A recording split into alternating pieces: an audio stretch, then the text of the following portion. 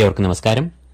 ജ്യോതിഷ ഫലങ്ങളെ കാര്യകാരണസഹിതം വിശകലനം ചെയ്യുന്ന ഈ ചാനലിലേക്ക് ഏവർക്കും സ്വാഗതം. ആലിൻകായ പഴുത്തപ്പോൾ കാക്കയ്ക്ക് വായിൽ പുണ്ണ് എന്ന ഒരു പഴഞ്ചൊല്ലുണ്ട്. കാത്തിരുന്ന് കാത്തിരുന്ന് ഭാഗ്യം കൈവന്നപ്പോൾ അത് അനുഭവിക്കുവാൻ യോഗമില്ലാത്ത അവസ്ഥയെ ആണ് ഈ പഴഞ്ചൊല്ലുകൊണ്ട് അർത്ഥമാക്കുന്നത്. അതായത് ഭാഗ്യം ഉണ്ടായാൽ മാത്രം പോരാ, അത് അനുഭവിക്കാനുള്ള യോഗം കൂടി ഒരുവന് വേണം. ഒരു വ്യക്തിക്ക് ഭാഗ്യം നൽകുന്നത് ദേവതകളിൽ ലക്ഷ്മി ദേവിയാകുന്നു. നവഗ്രഹങ്ങളിൽ ലക്ഷ്മി ദേവിയെ കുറിക്കുന്നത് ശുക്രനും ആകുന്നു. എന്നാൽ ലക്ഷ്മി ദേവി നൽകുന്ന ഭാഗ്യാനുഭവങ്ങളെ അനുഭവിക്കാനുള്ള യോഗം നൽകുന്നത് ലക്ഷ്മീപതിയായ മഹാവിഷ്ണു ആകുന്നു. നവഗ്രഹങ്ങളിൽ മഹാവിഷ്ണുവിനെ കുറിക്കുന്നത് ദേവഗുരുവായ വ്യാഴവും ആകുന്നു. അപ്പോൾ ശുക്രനും ഗുരുവും പ്രസാദിക്കുമ്പോൾ മാത്രമാണ് ലക്ഷ്മീ നാരായണന്മാരെ പോലെ ഭാഗ്യവും അത് അനുഭവിക്കാനുള്ള യോഗപുണ്യവും വന്ന് ചേരുന്നത്. നവഗ്രഹങ്ങളിലെ രാജാവായ സൂര്യന്റെ ദക്ഷിണായനം തുടങ്ങുന്ന മാസമാണ് കർക്കിടകം. അയനം എന്നാൽ യാത്ര. അതായത് കർക്കിടകം 1 മുതൽ സൂര്യൻ തന്റെ ദക്ഷിണ ദിക്കിലേക്കുള്ള യാത്ര ആരംഭിക്കുന്നു എന്ന് സാരം. ദക്ഷിണ ദിക്ക് എന്നാൽ തെക്ക് ദിക്ക്. തെക്ക് എന്നാൽ നമ്മുടെ പൂർവ്വ പിതൃക്കളുടെ വാസസ്ഥലം. അതുകൊണ്ട് തന്നെ തീർത്ഥാടനം, പുണ്യകർമ്മങ്ങൾ, ആരോഗ്യ പരിരക്ഷ എന്നിവയ്ക്കെല്ലാം അത്യുത്തമമായ മാസമാണ് ഈ കർക്കിടക മാസം. അതുകൊണ്ട് തന്നെയാണ് കർക്കിടകത്തെ പുണ്യമാസം, രാമായണ മാസം എന്നെല്ലാം വിശേഷിപ്പിക്കുന്നത്. ഈ പുണ്യമാസത്തിൽ ലക്ഷ്മീ കടാക്ഷവും ഈശ്വരപുണ്യവും ഒരുപോലെ ഒത്തുചേരുന്ന 9 നക്ഷത്രക്കാർ ഉണ്ട്. ഏതെല്ലാമാണ് ആ നക്ഷത്രജാതർ എന്നാണ് ഇന്ന് നാം ഇവിടെ വിശകലനം ചെയ്യുന്നത്. വെറുതെ അങ്ങ് പറഞ്ഞു പോകാതെ കാര്യകാരണസഹിതമാണ് ഈ വിശകലനം നടത്തുന്നത്. ഉത്തരം മുക്കാൽ, അത്തം, ചിത്തിര ആദ്യ പകുതി എന്നീ നക്ഷത്രക്കാർ അടങ്ങുന്ന കന്നിക്കൂറുകാർക്കാണ് ഈ കർക്കിടക മാസത്തിൽ വലിയ അളവിൽ ധനയോഗവും പുണ്യവും ഒരുപോലെ വന്ന് ചേരുന്നത്. അതിനുള്ള കാരണം കൂടി കേൾക്കുക. ഈ കൂറുകാർക്ക് ലക്ഷ്മീ കടാക്ഷം വലിയ തോതിൽ നൽകുക ശുക്രന്റെ സഞ്ചാരം തന്നെയാണ്. ധനധാന്യ സൗഭാഗ്യങ്ങൾ പ്രദാനം ചെയ്യുന്ന ശുക്രൻ ജൂലൈ 31 തീയതി വരെയും സർവാഭീഷ്ടസ്ഥാനമായ 11 ഭാവത്തിലും തുടർന്ന് 12 ഭാവത്തിലും സഞ്ചരിക്കുന്നു. ഈ 2 ഭാവങ്ങളും ശുക്രന്റെ ഇഷ്ടഭാവങ്ങൾ ആകയാൽ ഇവർക്ക് രാജയോഗ തുല്യമായ നേട്ടങ്ങളെ പ്രദാനം ചെയ്യും. ശുക്രൻ ഈ കൂറുകാരുടെ ധനാധിപൻ കൂടിയാകയാൽ സാമ്പത്തികമായ പുരോഗതി, പല സ്രോതസ്സുകളിൽ നിന്നും ഇവർക്ക് ധനാഗമം, ഷെയർ മാർക്കറ്റ്, ഭൂമി ക്രയവിക്രയങ്ങൾ, ലോട്ടറി, ചിട്ടി എന്നിവയിൽ നിന്നുമെല്ലാം അപ്രതീക്ഷിതമായ ധനാഗമം, ബിസിനസ്സിൽ ലാഭം എന്നിവയെല്ലാം ധനാധിപനായ ശുക്രൻ അനുകൂല ഭാവങ്ങളിൽ സഞ്ചരിക്കുമ്പോൾ അനുഭവത്തിൽ വന്നുചേരും. ഈശ്വര കടാക്ഷങ്ങളും ഗുരുകടാക്ഷവും പുണ്യവും ഈ കൂറുകാർക്ക് നൽകുന്നത് സർവേശ്വരകാരകനായ വ്യാഴമാകുന്നു. വ്യാഴം ഈ കൂറുകാരുടെ 9 ഭാവത്തിലാണ് നിലകൊള്ളുന്നത്. ഭാഗ്യഭാവമായ 9 ഭാവത്തിൽ വ്യാഴം നിൽക്കുന്നത് ഈ കൂറുകാർക്ക് ഭാഗ്യവർദ്ധനവ്, ഈശ്വര കടാക്ഷം, പിതൃപുണ്യം എന്നിവയെ എല്ലാം നൽകും. കൂടാതെ കുടുംബത്തിൽ സൗഖ്യം, സ്നേഹം, ഐക്യം, സന്തോഷം എന്നിവയും ഉണ്ടാകും. സന്താന സൗഖ്യം, സന്താനക്ഷേമം എന്നിവയും 9 വ്യാഴം നൽകും. ഏത് പ്രവർത്തികളിൽ ഏർപ്പെട്ടാലും അതിൽ വിജയം ഈ കൂറുകാർക്ക് വ്യാഴം നൽകുന്നു. അപ്പോൾ ഫലത്തിൽ വ്യാഴവും ശുക്രനും പ്രീതരാകുമ്പോൾ ഈ കൂറുകാർക്ക് ലക്ഷ്മീദേവിയും മഹാവിഷ്ണുവും തന്നെയാണ് പ്രസാദിക്കുന്നത് എന്ന് അറിയുക. ഈ 2 മഹാഗ്രഹങ്ങൾക്ക് പുറമെ വിദ്യാകാരകനായ ബുധനും ഈ കൂറുകാരുടെ 11 ഭാവത്തിൽ ജൂലൈ 19 തീയതി വരെയും ഏറ്റവും ഗുണാനുഭവങ്ങൾ നൽകുന്നു. വിദ്യാഗുണം, പഠനം, ഉദ്യോഗാർത്ഥികൾക്ക് നല്ല ജോലി എന്നിവയാണ് ബുധൻ 11 ഭാവത്തിൽ നിൽക്കുമ്പോൾ വന്നുചേരുന്ന ഗുണഫലങ്ങൾ. രണ്ടാമതായി, ഈ കർക്കിടക മാസത്തിൽ പുണ്യത്തിന്റെയും ഭാഗ്യത്തിന്റെയും നിറവിൽ നിൽക്കുന്ന രാശിക്കാർ കർക്കിടക കൂറുകാരാണ്. പുണർദം കാൽ, പൂയം, ആയില്യം എന്നീ നക്ഷത്രങ്ങളാണ് ഈ കൂറിൽ വരുന്നത്.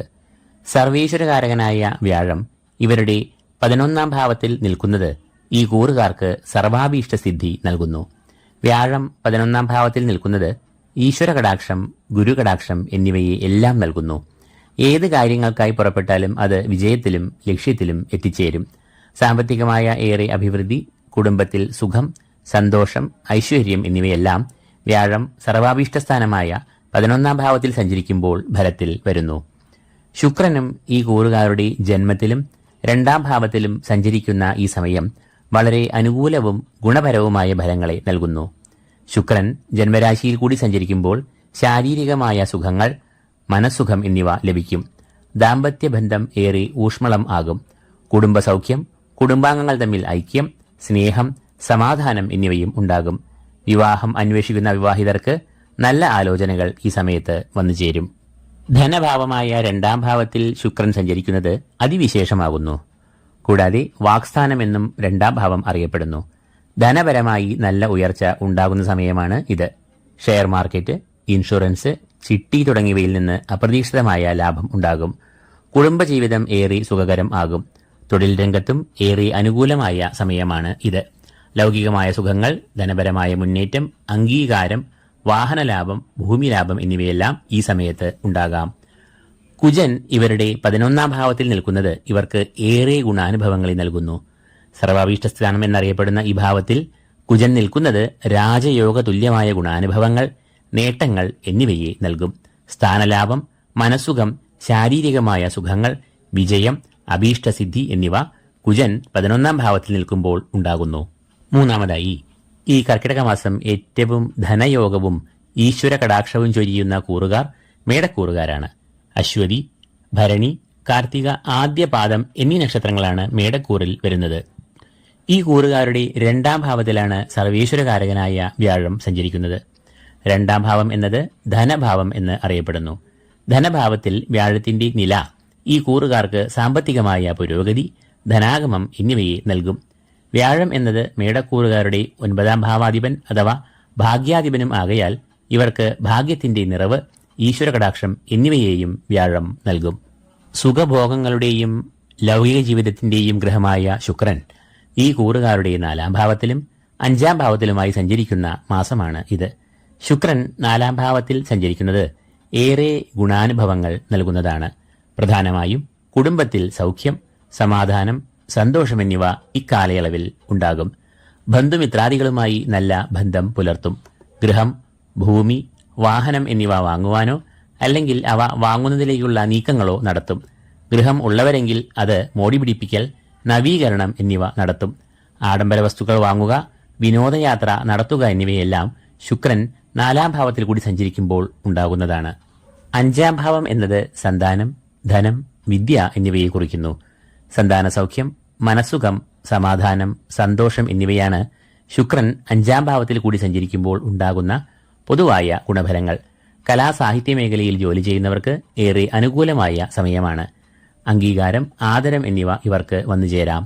വിദ്യാർത്ഥികൾക്ക് ഏകാഗ്രത, പഠനത്തിൽ മികവ്, മത്സര പരീക്ഷകളിൽ വിജയം എന്നിവയും 5ാം ഭാവത്തിലൂടെ സഞ്ചരിക്കുന്ന ശുക്രൻ ഇവർക്ക് നൽകും.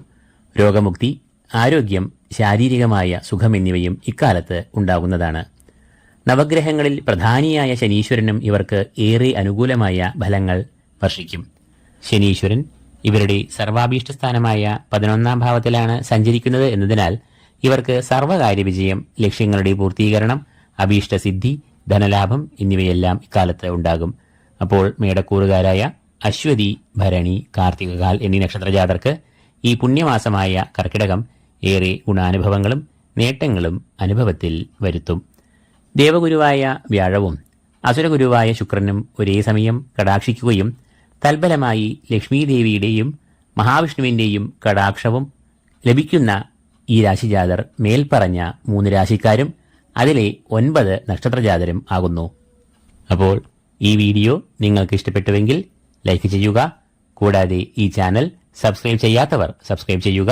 ഏവർക്കും ഈശ്വര കടാക്ഷങ്ങൾ ഈ പുണ്യമാസത്തിൽ നേർന്നുകൊണ്ട് നിർത്തുന്നു. നന്ദി, നമസ്കാരം.